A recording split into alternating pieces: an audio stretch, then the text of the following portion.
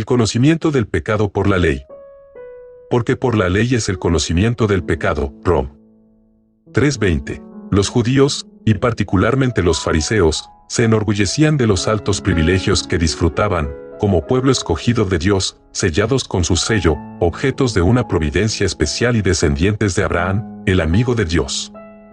Por lo tanto, parecen haber abrigado la opinión halagadora de que estaban en un estado seguro y que las amenazas contenidas en las Escrituras no se referían a ellos, sino a los paganos y apóstatas. El apóstol en esta epístola se esfuerza mucho para convencerlos de su error, y después de haber probado, por referencia a hechos conocidos, la maldad desesperada de los paganos, procede a mostrar, por argumentos irrefutables, que el judío no estaba realmente en una condición más segura que el gentil, que ambos estaban naturalmente bajo condenación, que todos pecaron y están destituidos de la gloria de Dios. Insiste en ello, que las maldiciones denunciadas contra los pecadores, en la ley escrita, se referían más bien a los judíos que a los gentiles, porque, dice él, lo que dice la ley, lo dice a los que están bajo la ley, para que toda boca se cierre, y todo el mundo sea culpable ante Dios.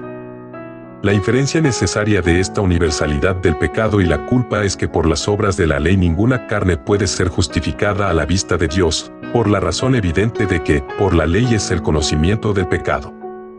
Esa ley que convence de pecado, necesariamente debe condenar, pero no puede justificar.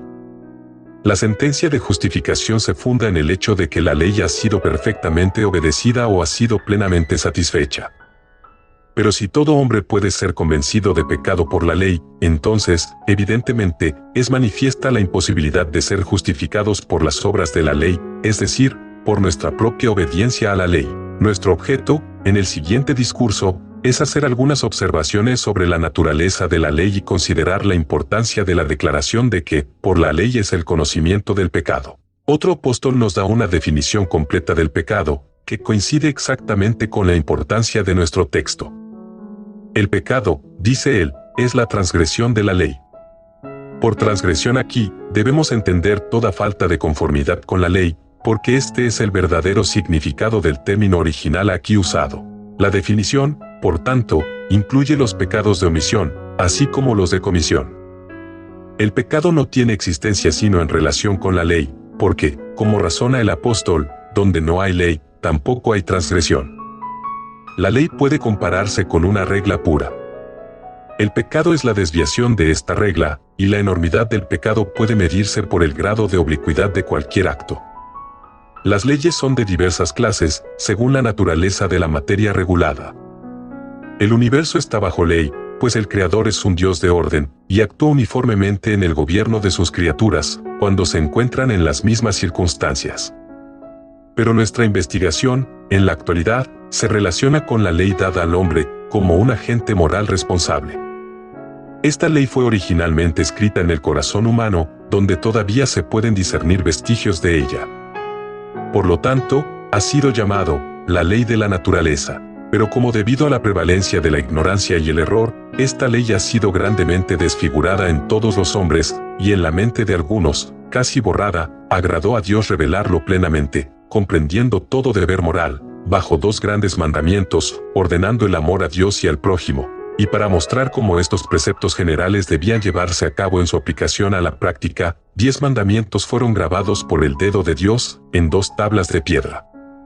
Estos comprenden sumariamente todo el deber del hombre, pero como los judíos malinterpretaron la naturaleza espiritual y perfecta de la ley, y muchos de los preceptos fueron desechados por las falsas glosas de los escribas y fariseos, nuestro bendito Señor, en sus discursos públicos, dio la verdadera interpretación de la ley, y repudió las opiniones erróneas del deber moral, que habían sido inculcadas al pueblo durante mucho tiempo por sus maestros. Muchos, en nuestros días, también tienen ideas muy inadecuadas de la naturaleza y obligaciones de la ley. Algunos creen y enseñan que el rigor de la ley moral ahora se ha relajado y que una regla de vida más suave e indulgente ha sucedido a la ley dada a nuestros primeros padres, mientras estaban en un estado de inocencia. Pero ninguna conclusión es más segura tanto de la razón como de la escritura que la naturaleza indispensable e inmutable de la ley, como surge de la naturaleza de Dios y de la relación del hombre con él, y es realmente una transcripción, hasta donde llega, de los atributos morales de Dios, nunca se puede relajar, ni sufrir cambio alguno en sus principios. como Dios es infinitamente santo, nunca puede exigir de sus criaturas menos santidad de la que ellas son capaces. La idea de derribar la ley para adaptarla a la capacidad del hombre caído es absurda, porque según ese principio, cuanto más estuviera un hombre bajo el dominio del pecado, menos exigiría la ley de él.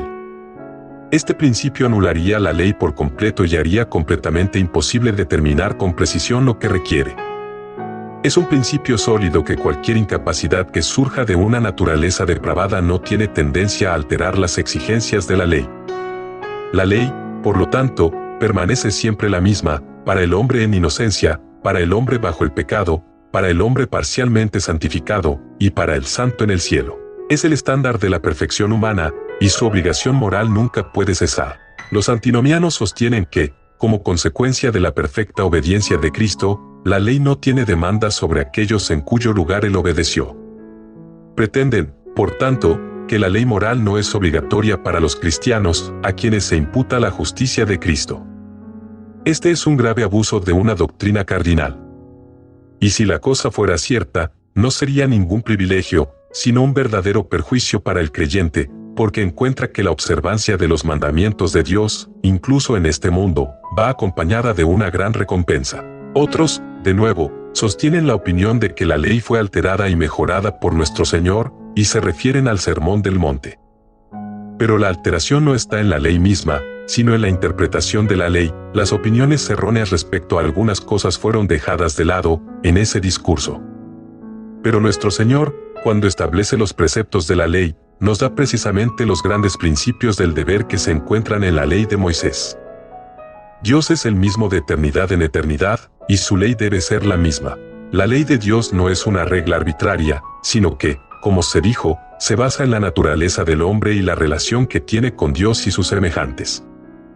La razón dicta que un agente racional que elige debe emplear todas sus facultades y dirigir todas sus acciones para la gloria de su Creador, y como este fin no puede alcanzarse de otro modo que obedeciendo la voluntad de Dios, por tanto, la manifestación de la voluntad divina debe ser ley de todas las criaturas racionales. Y en cuanto a la medida de la obediencia requerida, es evidente que no puede haber límite a su perfección, sino el que procede necesariamente de la naturaleza limitada de las facultades de las criaturas. La idea que se pretende comunicar es que todas las facultades y afectos de toda criatura racional son razonablemente puestos en requisición, para glorificar al Creador. No se puede suponer que deba exigirse nada menos que la entera devoción a la voluntad de Dios, o cuando se requiera, que no haya en la criatura obligación moral de obedecer. Que la ley de Dios requiere obediencia perfecta es evidente, porque ¿qué es la obediencia perfecta sino la que exige la ley? Suponer que cualquier ley pueda ser satisfecha por una obediencia imperfecta, implica el absurdo de que la ley requiere algo que no requiere. Tal vez a una mente alejada de Dios le parezca una dificultad estar bajo la obligación de amar y servir a Dios continuamente, en toda la extensión de sus poderes. Pero si se renovara la mente, y se encontrara que la ley y el servicio de Dios son la felicidad y el deleite del alma, entonces ya no parecería una dificultad el tener que amar a Dios con todo el corazón. Ningún hombre se quejará de lo que es necesario para su mayor felicidad.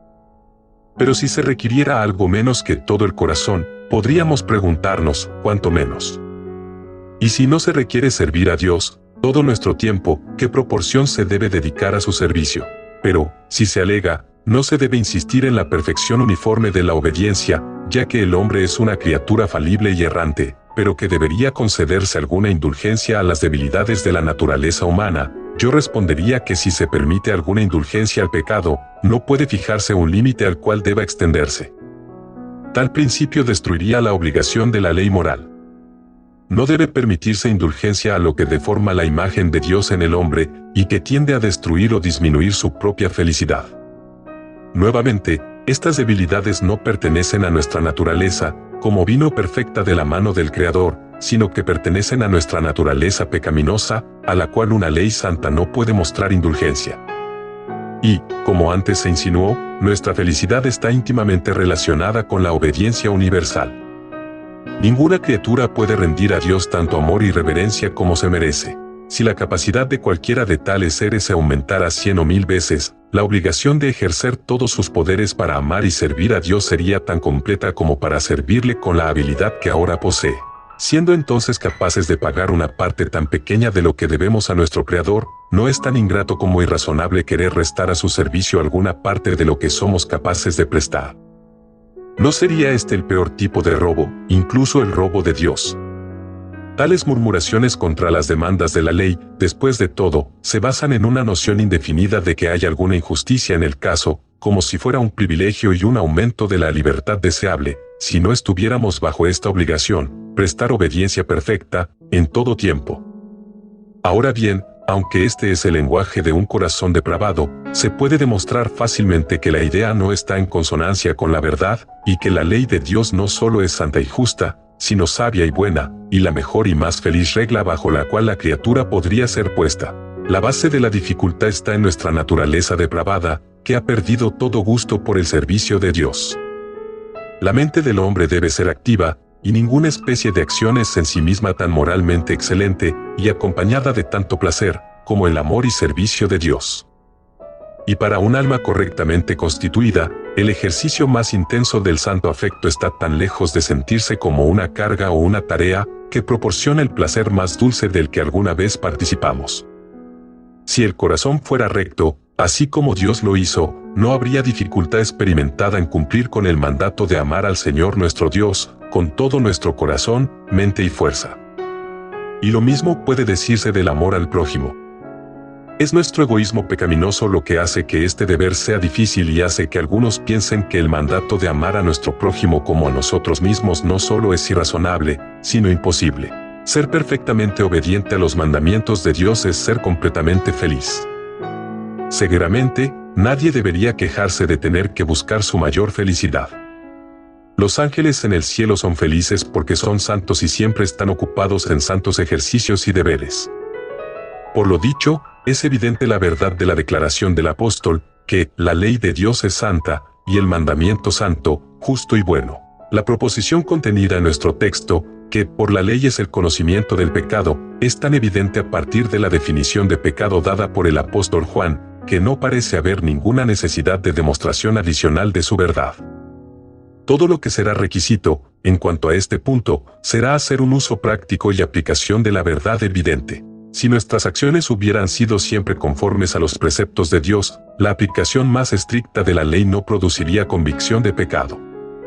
Y que tal perfección de obediencia es posible a la naturaleza humana es manifiesto, por el ejemplo de Cristo, quien poseía todas las facultades y apetitos que son los constituyentes de la naturaleza humana, y fue tentado en todo según nuestra semejanza, y, sin embargo, no conoció pecado, aunque conocía la ley perfectamente. Podía apelar a sus enemigos más acérrimos y decir, ¿quién de vosotros me convence de pecado? Continuó desde el principio hasta el final de su vida, santo, inocente, sin mancha y apartado de los pecadores, y no se halló engaño en su boca. De este ejemplo perfecto se manifiesta que la ley de Dios se adapta perfectamente a la naturaleza humana, y que puede ser obedecida constantemente por las facultades que poseemos, si no fuera por el pecado que mora en nosotros. Si la ley moral es la medida de nuestro deber, en la medida en que el hombre se ha desviado de esta regla perfecta, la ley muestra que es un pecador. Y, mientras que la ley exige el cumplimiento positivo de sus requisitos, así como prohíbe la realización de ciertos actos, se sigue que hay pecados de omisión así como pecados de comisión. Y, en verdad, como el amor es lo principal que exige la ley, el defecto de este santo afecto es la fuente maligna de donde brotan todos los demás pecados. Los pecados de comisión nunca pueden cometerse hasta que haya algún defecto en la fuerza y constancia de este santo principio. La naturaleza humana puede compararse con una máquina complicada que tiene en su interior poderosos resortes que la mantienen en funcionamiento. Pero tal máquina requiere una balanza o regulador, que pueda conservar todas las partes en sus lugares apropiados, y dar la debida energía y dirección a cada parte. Si se quita el volante, la máquina no pierde nada de su poder, pero su acción se vuelve irregular y ya no sirve al propósito para el cual fue puesta en movimiento. Se mueve, puede ser, más rápidamente que antes, pero para su propia ruina. Así es con el hombre. Es un agente que posee poderes activos y una variedad de apetitos, afectos y pasiones, que requieren ser regulados y debidamente dirigidos, de lo contrario, su acción más poderosa será de carácter ruinoso. Ahora bien, si se pregunta, que se hizo el principio regulador en el hombre, al cual todos sus poderes deberían estar subordinados. Dos cosas son necesarias para dar armonía y una correcta dirección a las complejas facultades y afectos del hombre. La primera es luz, el segundo, amor. O, para hablar más correctamente, una conciencia iluminada y un amor uniforme y constante a Dios. Pero cuando se introdujo el pecado, la mente quedó cegada, la conciencia desviada y el amor de Dios en el alma se extinguió. Sin embargo, el hombre sigue siendo un agente moral y una criatura responsable, de lo contrario, sería incapaz de pecar. Aunque la mente del hombre ha caído en un terrible estado de ceguera y desorden, la conciencia no ha sido borrada. En la medida en que tiene luz, todavía reprende contra la comisión del pecado, y pronuncia su voz de condenación, cuando el pecado ha sido eliminado. Felizmente, algunas acciones se ven intuitivamente como moralmente incorrectas, y ningún sofisma puede persuadir al alma para que las apruebe. Pero en cuanto a una gran parte de los actos o omisiones pecaminosos, la mayoría de los hombres permanecen ignorantes de ellos, porque no conocen la extensión y la espiritualidad de la ley. Este es notablemente el caso con respecto a los afectos y propósitos del corazón, en los cuales el pecado tiene su origen y su esencia. Y no basta el mero conocimiento teórico de la ley, muchos por medio de una buena educación religiosa, la poseen, y sin embargo no sienten una profunda convicción de la profundidad y bajeza del pecado de sus corazones. Requiere que la luz convincente del Espíritu Santo brille sobre la conciencia y haga que la mente se vea a sí misma, por así decirlo, en el espejo de la santa ley de Dios. Esta convicción por la ley es el trabajo preparatorio común antes de que se conceda la misericordia. Los sanos no tienen necesidad de médico, sino los que están enfermos.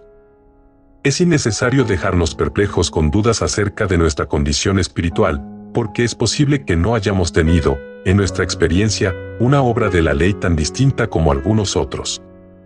Si somos verdaderos cristianos, poseemos ahora tal conocimiento espiritual de la ley, que diariamente nos convencemos de nuestra falta de conformidad con ella, y vemos y sentimos algo de la naturaleza odiosa del pecado que mora dentro de nosotros. Ahora, este es el único tipo de convicción que es esencial para la verdadera religión. El mayor grado de mera convicción legal no es evidencia de una mente renovada. Los demonios y los pecadores impenitentes tendrán todos este tipo de convicción en el día del juicio y por toda la eternidad.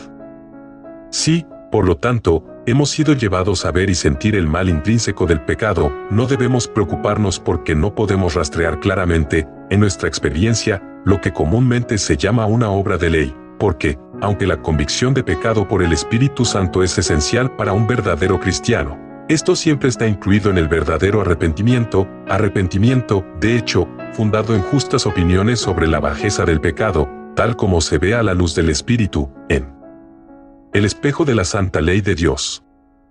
Esta convicción de pecado aumenta en la mente del verdadero creyente, en proporción a su crecimiento en la gracia. Cuanto más eminente sea un hombre en la piedad, más profundo será su sentido de la contaminación interior del pecado, y mayor su autoaborrecimiento a causa de él. Según Job, he oído hablar de ti por los oídos de los oídos, pero ahora mis ojos te ven, por lo cual me aborrezco y me arrepiento en polvo y ceniza.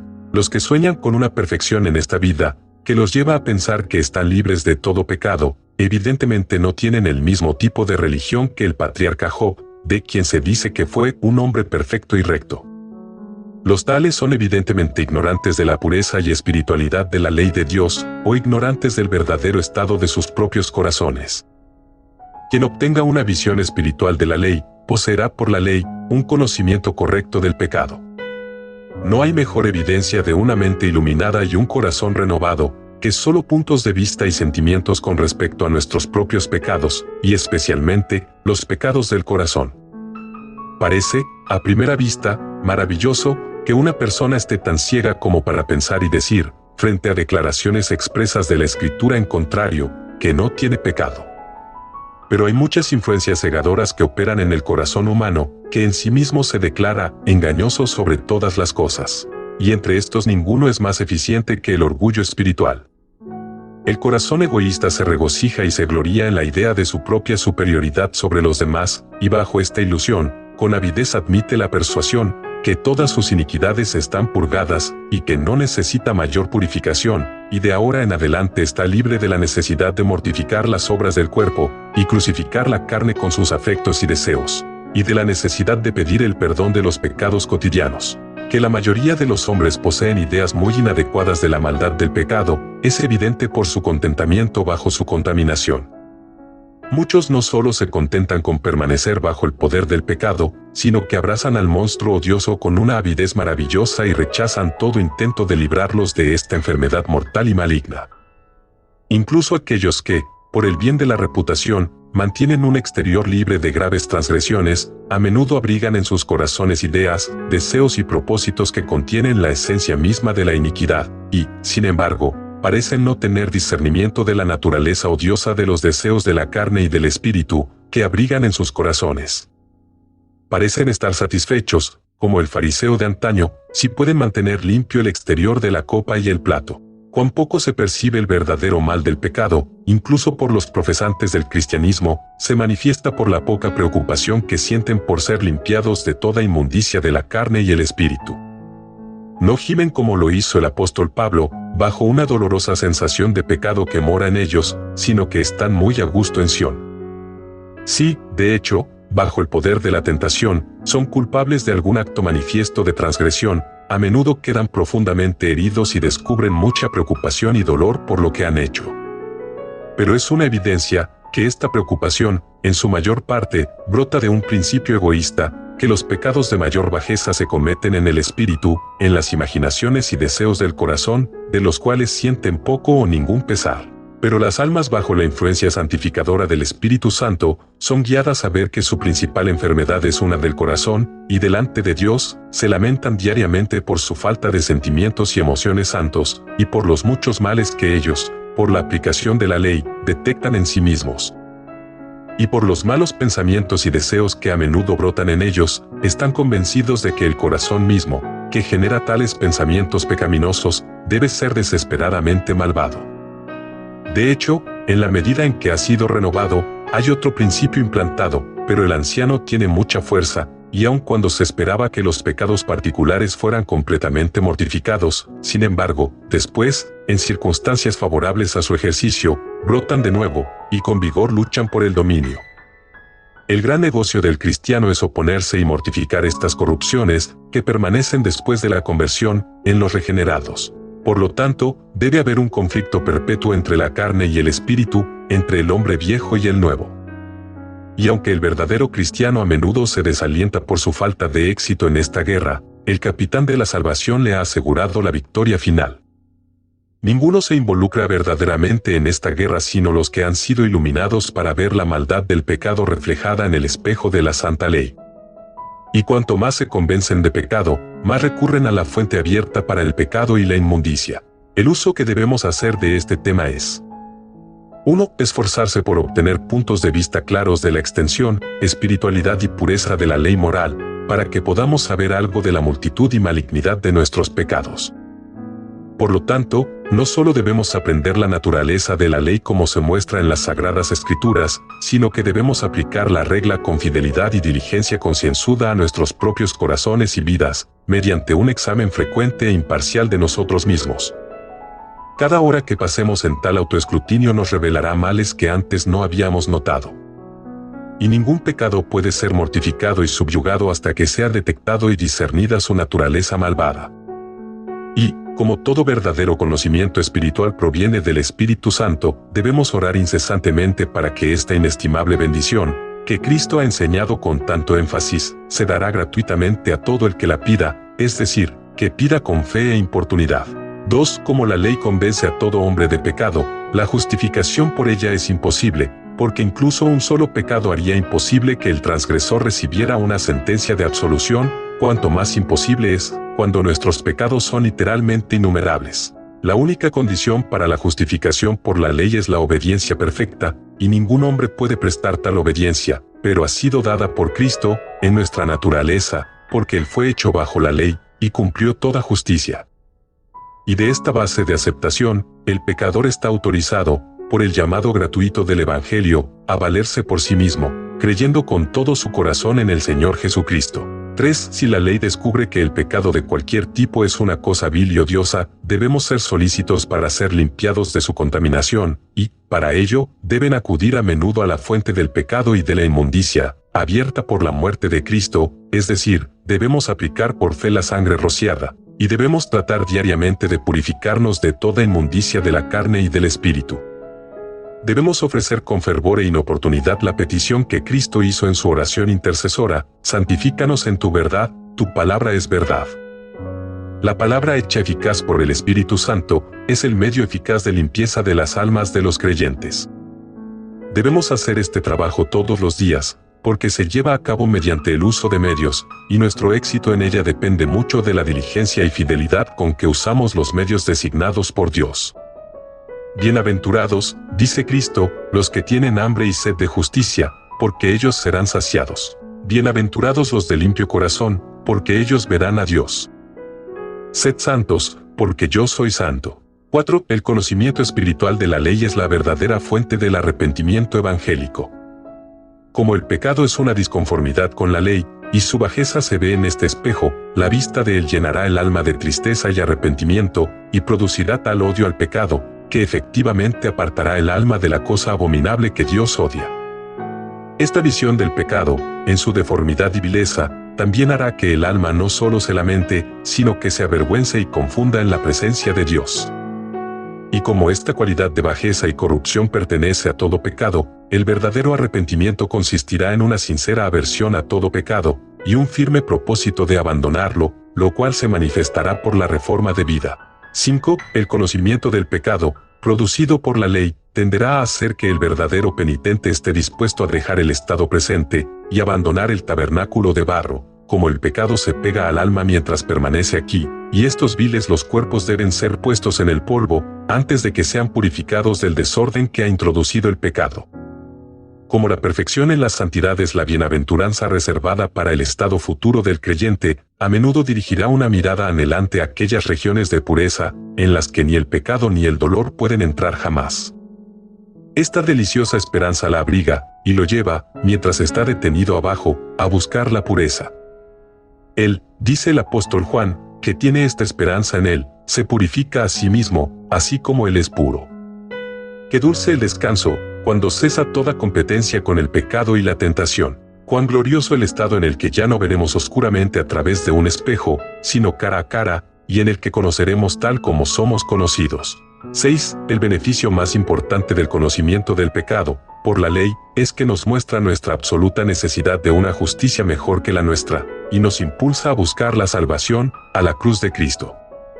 La ley es un ayo para llevarnos a Cristo, y, aunque ésta tenía referencia primaria a la ley ceremonial, no se excluye la ley moral, pero ahora se utiliza para conducir a los pecadores a ese refugio que Dios, en misericordia, ha preparado para ellos. Comúnmente, la primera preocupación del alma despierta tiene relación con la ley, que ahora comienza a ver que posee una obligación vinculante, y que la ha quebrantado en innumerables instancias, en pensamiento, palabra y obra. La aplicación de la ley a la conciencia de un pecador despierto, lo pone, al principio, en serios esfuerzos para reparar la brecha que ha hecho. Él ahora se esfuerza por medio de oraciones y lágrimas, y varios artificios humanos, para hacer satisfacción por sus pecados, pero cuanto más se esfuerza por salir del horrible hoyo y del lodo fangoso, más se hunde, y como un prisionero en un pozo oscuro y profundo, ningún esfuerzo que pueda hacer tiene tendencia alguna a sacarlo de su indefensa condición. Pero cuando habiendo agotado todos sus esfuerzos, sin éxito, está listo para desesperar de la salvación, escucha la voz de un libertador bondadoso, invitándolo a mirarlo y ser salvo. Es como si se soltara una cuerda al prisionero indefenso. Todo lo que tiene que hacer es agarrarse bien, y se levanta y se encuentra a salvo y en libertad.